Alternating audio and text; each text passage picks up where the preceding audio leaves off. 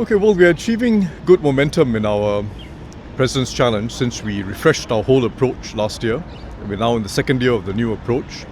It's working out well, but still a long way to go. Basically, we've made a few important shifts so we can achieve greater social impact. And social impact is something which can't be achieved quickly. It requires patience.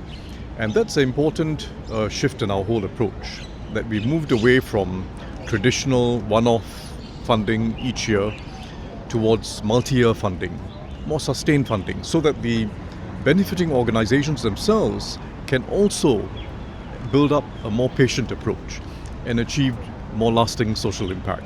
So that's an important shift.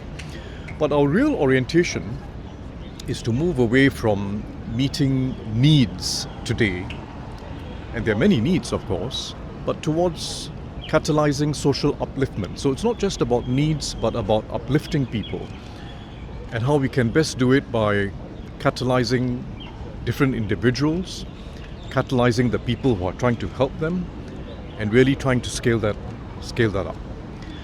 It's an approach that is still in its early days, I would say, all over Singapore.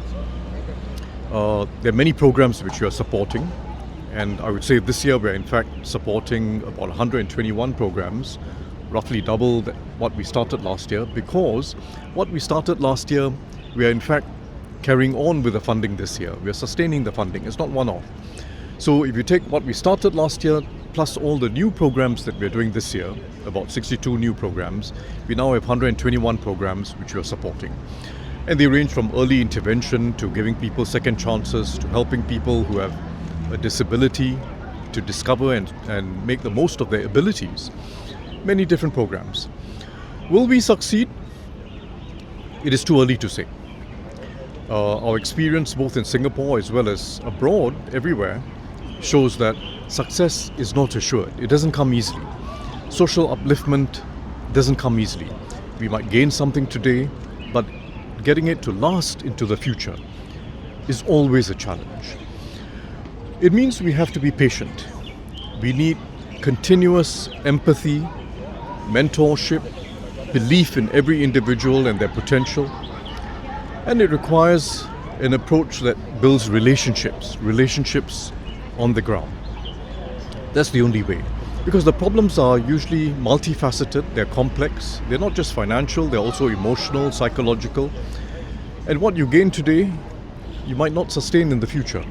Sustaining the gains is extremely important, and it requires a whole approach, a relationship, mentorship, friendship, and respect for every individual. I think that makes it all the more important that we put full effort into this. The fact that success is not assured means we have to put full effort into it. Try different approaches. And when we find that a particular approach or initiative is working well, we build on it and we try and scale it out. That's the only way. But it matters greatly that we put in this effort. The effort is really worth it, because the difference between success and failure is great.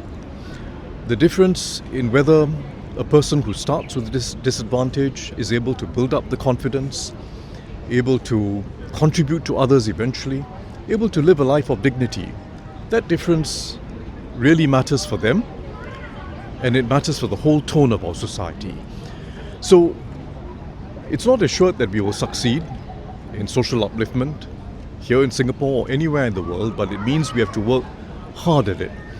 Be patient, put our full effort into it, because it really matters ultimately for the individuals concerned, for the groups concerned, and for our whole society.